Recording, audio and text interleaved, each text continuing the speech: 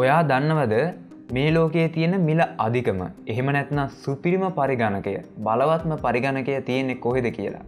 ඒක තියෙන්නේ ඇමරිකාවේවත් චීනෙවත් නෙවෙයි. ඒක තියෙන්නේ ඔයාගේ S2ට හරියටම අඟලක් උඩින්. ඒ තමයි ඔයාගේ මොළය. හැබැයි අද කියන්න කනගාටුදායක දෙයක් තියෙනවා.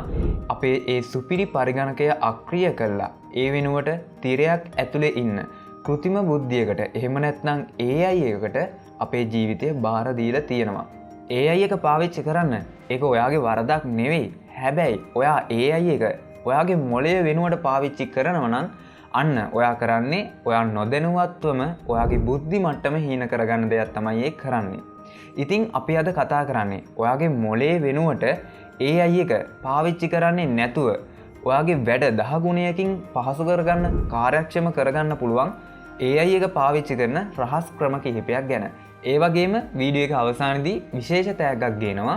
ඒක ඔයාගේ ජීවිතය වෙනස් කරන එකක් වේවි. අපි එහෙනම් අද වීඩියෝ එකට යමු.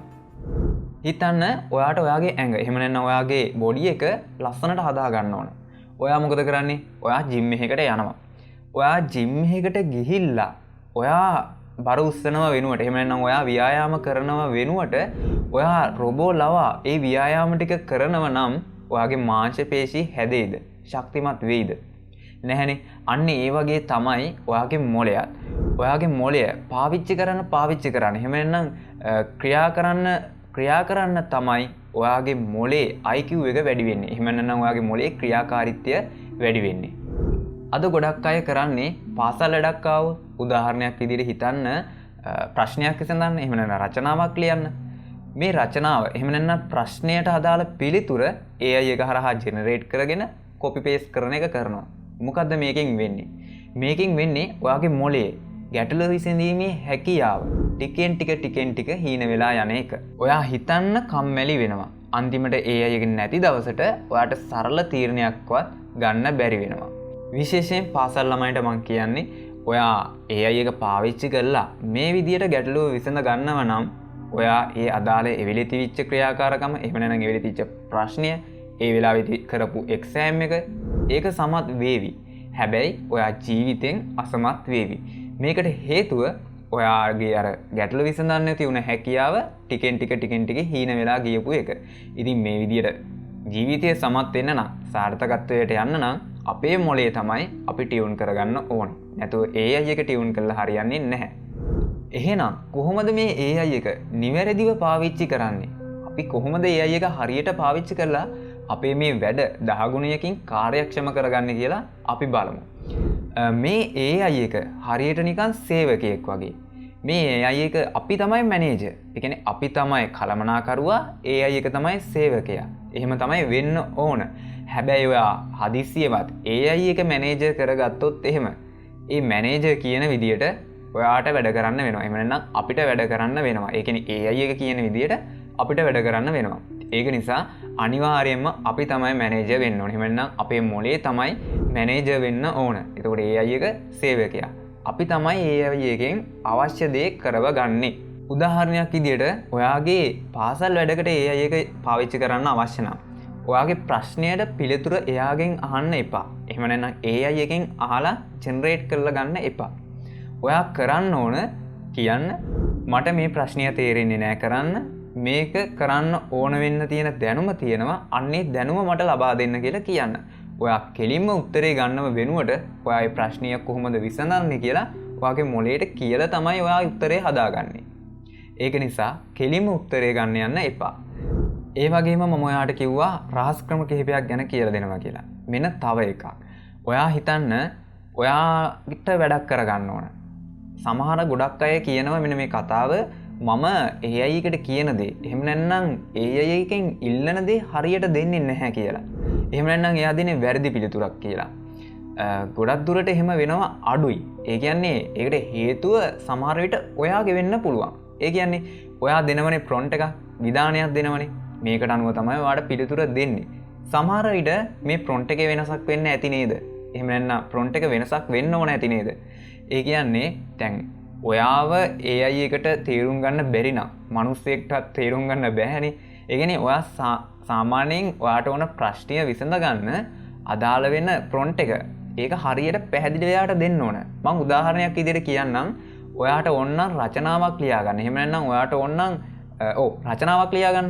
ඔයා රචනාවක් ලියා ගන්න අවශ්‍ය නම් ඔයා කියන්න එපා මාතෘකාව දීලා මට මේක ගැන රචනාවක් ලියලා දෙන්න කියලා. ඔයා කියන්න මෙන්න මේ විදිහට තමයි හරියට ප්‍රොම්ප්ට් එක දෙන්න ඕන. ඔයා කියන්න මම මෙන්න මෙහෙම 10 වසරේ ඉන්නේ. මට ඕන මෙන්න මේ සිලබස් එකට මෙන්න මේ පරාසය ඇතුලේ මෙන්න මේ මාතෘකාවේ මෙන්න මෙච්චර වචන ප්‍රමාණයකට මෙන්න මේ විදිහට ඔයාගේ සීමාවන් හැමදේම ඔයාගේ මට්ටම හැමදේම කියලා ඔයාගේ පිළිතුර ජෙනරේට් කරලා ගන්න.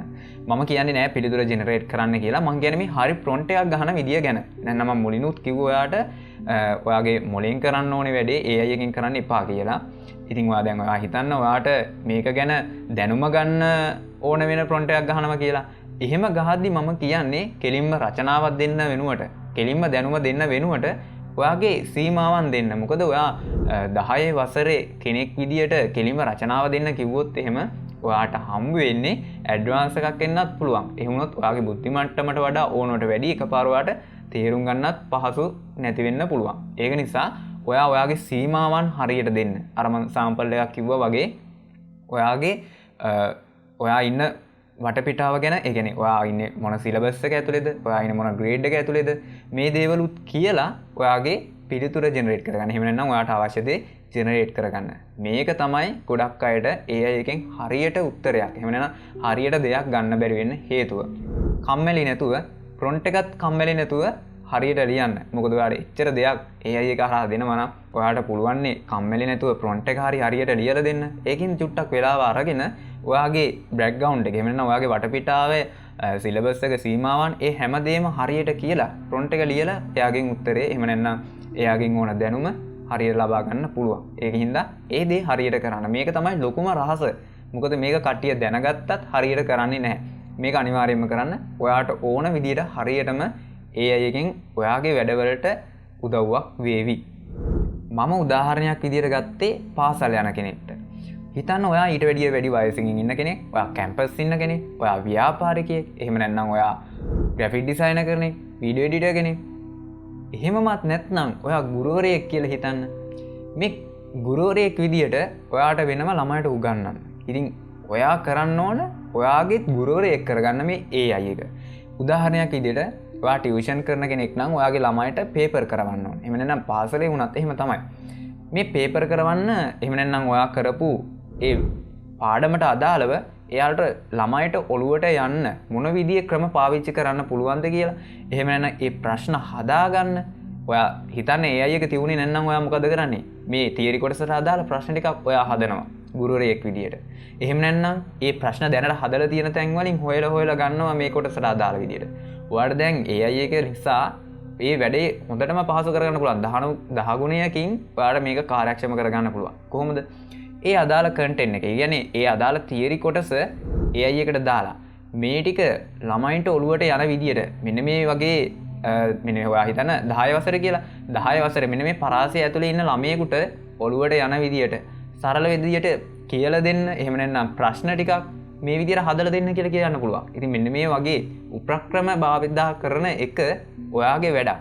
ඒ කියන්නේ මේ AI එක පාවිච්චි කරන්න ඔයාගේ මොලේ ටියුන් වෙලා තියෙන්න ඕන. ඔයාගේ මොලේ IQ මට්ටම තියෙන්න ඕන. අන්න ඒක තමයි AI එක හැම මිනිස්සෙටම දුන්නා. AI එකෙන් හැම මිනිස්සෙම හරියට වැඩක් කරගන්නේ නැත්තේ. මොකද ඒ එකිනෙකාගේ මොලය බ්‍රේන් එක ටියුන් වෙලා තියෙන තරමට තමයි එයාගේ මොලේ වර්ධනය වෙලා තියෙන විදියට තමයි එයා AI එකනොත් කාර්යක්ෂම විදියට වැඩක් ගන්න. ඒක නිසා අනිවාර්යයෙන්ම ඔයාගේ බ්‍රේන් එක ටියුන් කරගන්න ඕනේ. මෙන්න මේ නිසා තමයි මම Mind Boost ලංකා channel එකෙන් විශේෂ වීඩියෝ පාඨමාලාවක් ගේන්න තීරණය කරේ. ඔයාට මම මේ වීඩියෝ එකේ මුලදී කිව්වා ඔයාට මම අද විශේෂ ටැග් එකක් දෙනවා වීඩියෝ එක අවසානයේදී කියලා. මෙන්න ඒක. ඔයා දන්නවා දැන් ඔයාට ඔයාගේ බ්‍රේන් එක අනිවාර්යයෙන්ම ඔයාගේ මොළයත් ටියුන් වෙලා තියෙන්න ඕන මේ AI එක පාවිච්චි කරන්න. AI එක නැති වුණොත් ඔයා හරි අසරණයිනේ. මොකද ඔයාගේ මොළය එහෙම වුණොත් එහෙම මෙච්චර කාලයක් AI එක හරහා කරගත්තු නිසා හදිස්සියෙන්වත් AI එක නැති වුණ දවසට ඔයාට වැඩක් කරගන්න බැරි වෙනවා. ඔයා එතනින් තනි රේඛාවෙන් ගිහලා කෙලින්ම ඩවුන්. ඒක නිසා ඔයාගේ බ්‍රේන් එක අනිවාර්යයෙන්ම ටියුන් කරගෙන තියෙන්න ඕන. ඉතින් මම Mind Boost ලංකා channel එකෙන් බ්‍රේන් වීඩියෝ සීරීස් එකක් ගෙනවා මොලය ගැන හරියටම අඳුරගන්න. ඉතින් අපි මේ අලුත් චැලෙන්ජස් වලට මුහුණ දෙන්න නම් අපේ IQ එක වැඩි කරගන්න ඕන. මේ IQ එක වැඩි කරන්න අපේ මොලේ මොන කොටස් වලින් මොන විදියට ක්‍රියාකාරීත්වය වෙනවද කියලා අපි අඳුරගන්න ඕන. ඒක මේ අර ගොඩාක් ඇඩ්වාන්ස් විදියට නියුරෝන අහුමුළු වල තියෙන හැමදේම කියන්නේ යනව නෙමෙයි. මේක මොකද බ්‍රේන් එක කියලා කියන්නේ මොලය කියන්නේ විශ්වයේ තියෙන සංකීර්ණම view එක. මේක ගැන අපිට වීඩියෝ 8කින් වගේ කියලා දෙන්න බෑ. මොකද මම මේ බ්‍රේන් වීඩියෝ සීරීස් එකේ වීඩියෝ 8යි තියෙන්නේ. ඉතින් ඒකම වීඩියෝ 8කින් කියලා දෙන්න බෑ. හැබැයි ඔයාගේ ජීවිතේට එන අලුත් අත්දැකීම් වලට මුහුණ දෙන්න නම් සාමාන්‍යයෙන් අපි බ්‍රේන් එක ගැන දැනගන්න ඕන විස්තර දේවල් දැනගන්න ඕන කරුණු ටිකක් තියෙනවා. මෙන්න මේ දේවල් ටික මේ වීඩියෝ 8ෙන් සම්පූර්ණයෙන්ම කියලා දෙනවා. ඉතින් මේ වීඩියෝ 8 බැලුවට පස්සේ ඔයාගේ ජීවිතේට එන ඕනම අභියෝගයක් ඕනම ප්‍රශ්නයක් දිහා ඔයා වෙනස් විදියට බලන්න උත්සාහ කරයි. ඔයා AI එකට වඩා දහස් ගුණයකින් බලවත් කෙනෙක් කියන එක ඔයාට තේරෙයි. තීරණ ගන්න පසුබට නොවන සුපිරි මොලයක් හදාගන්න අවශ්‍ය නම් කැමති නම් මේ වීඩියෝ පෙළ මග අරින්න එපා. ඒ වගේම අවසාන වශයෙන් කියන්න දෙයක් තියෙනවා. ලෝකයේ මොනතරම් තාක්ෂණයන් ආවත් මොනතරම් AI කෘත්‍රිම බුද්ධි ආවත් ඒ හැම දෙයක්ම නිර්මාණය වුණේ තවත් එක් මිනිස් මොලයකින්ම තමයි. ඉතින් මේ බ්‍රේන් වීඩියෝ සීරීස් එක මග අරගන්න එපා. මොකද ඔයාගේ මොලය ගැන අඳුරගත්තොත් එහෙම තවමත් ආපු නැති බලවත්ම තාක්ෂණය හොයාගන්නේ ඔයා වෙන්න පුළුවන්. එහෙනම් ඊළඟ වීඩියෝ එකෙන් හමු වෙමු.